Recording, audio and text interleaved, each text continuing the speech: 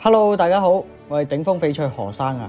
香港頂峰翡翠台主要係分享珠寶玉石相關嘅知識，有興趣嘅朋友可以訂閱我哋嘅頻道，同埋留言分享一下你哋嘅經驗啊。今日再講一講內地直播間嘅行騙手法。內地珠寶直播間好多時都會爆出騙局，所以大家都會揀一啲大平台去進行購買，因為有大平台做中介都係一個信心保證。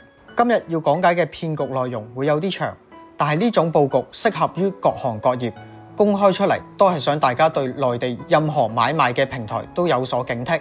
好，咁我哋入翻正題先。現代嘅消費好多時都會喺網上購物，我哋都會揀信得過嘅平台去購物，係一個好正常嘅選擇。但係好多不法分子都會選擇喺大平台上面詐騙，到底佢哋用咗咩手法去成功呃到人呢？依家我哋詳細咁講解一下整個過程。我哋舉個例子，例如抖音直播上面賣嘅翡翠珠寶，正常操作睇啱落單俾錢，但係幾日後客服會同你講佢哋撳錯咗，原本係你直接收貨就可以，依家變咗要貨到付款。抖音平台呢度要取消，唔係嘅話你要俾多一次錢先可以拎到貨。聽到咁嘅消息，大部分人第一反應貨到付款，咁我收到貨先俾啦。抖音平台嗰度取消咗佢，錢就退翻俾我，我又冇損失，一樣都係俾咁多錢，一樣都係收貨，冇問題嘅。如果你係咁諗嘅，其實好正常，但係正常嘅諗法就中晒招啦。第一點，貨到付款之後，你係必須付咗款先，再可以去驗貨，因為快遞一定要收咗錢先可以再俾件貨你，呢個係快遞嘅規定。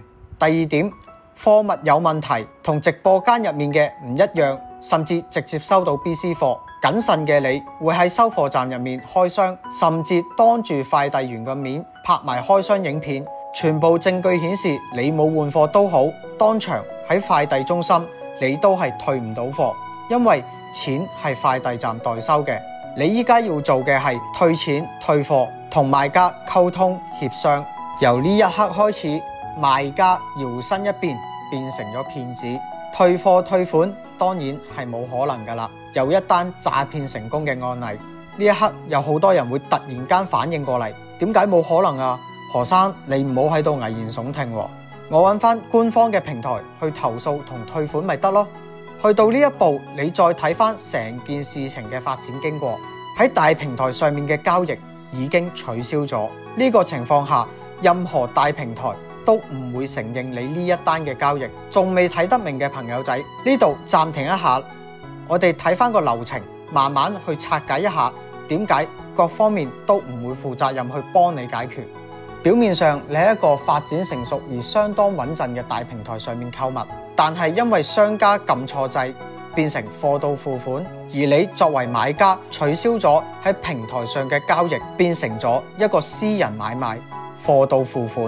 呢一刻相信大家都明白點解各大平台都唔會對呢單交易負責。有人又會即刻諗到，咁我報警或者報公安，或者兩個一齊報，你嘅想法又被騙子進一步估到啦。就算你報咗警，請埋律師，警察同公安都會話俾你聽，呢個係商業糾紛，因為賣家有寄到貨俾你，而你覺得貨不對版，就算係幾百萬都唔會構成詐騙。有可能人哋寄錯貨呢，依家要做嘅係同商家去協商。去到呢一步，其實大家已經俾騙子牽住鼻子走啦。識玩嘅騙子會回覆你嘅信息，內容就係在的親，我們正在處理中，親明天才有結果，親先不要急等等嘅拖延。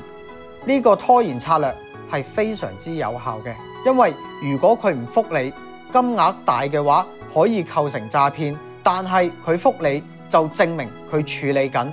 但係處理幾耐呢？3年、10年冇法律規定，所以你就知佢哋幾識玩啦。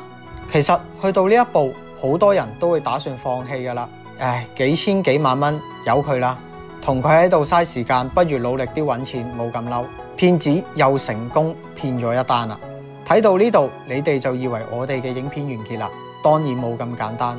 我哋知道好多朋友仔都唔服氣，咁樣俾人呃，一定要追究到底，就算要告都告到佢甩褲。我哋秉承有理追到底嘅精神，繼續去追查落去，因為內地亦都有咁樣嘅正義朋友。咁我哋就由平台去調查商家入手，發現平台要實名登記賣家嘅資料、名、地址同埋電話，最緊要係有埋商業登記證。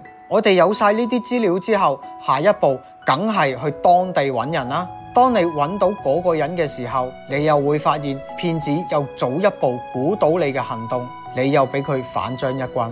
由人名到商業登記證，所有資料都正確無誤，但係嗰個人就已經係一個70歲又有癌症嘅老人，得返2年命。面對咁嘅情況，你又會點做？告定唔告？你告佢喺未完成訴訟之前，佢可能已經癌症身亡。你唔告佢，你又追唔返啲錢。呢個佈局堪稱天衣無縫。其實呢啲騙局由你一開始入到直播間購物嘅時候，已經係一環又一環嘅連環計，緊扣。其實要拆解呢種招式好簡單。一開始如果對方話用咗貨到付款，你應該即刻去退貨。快遞收到之後拒收，將件快遞打到回府，咁你自己唔會受到任何損失，同埋你嘅錢亦都會到返你嘅銀行賬戶入面。其實面對呢種嘅騙局，只要你唔貪心，唔好有搏嘅心理，就唔會中招。希望以上呢個方法可以幫到大家避免被騙，亦都希望大家永遠都用唔着。今集嘅分享就到呢度啦，接落嚟何生會繼續分享關於珠寶玉石嘅基本知識。記得關注同埋俾個 like我哋頂峰翡翠啦，拜拜。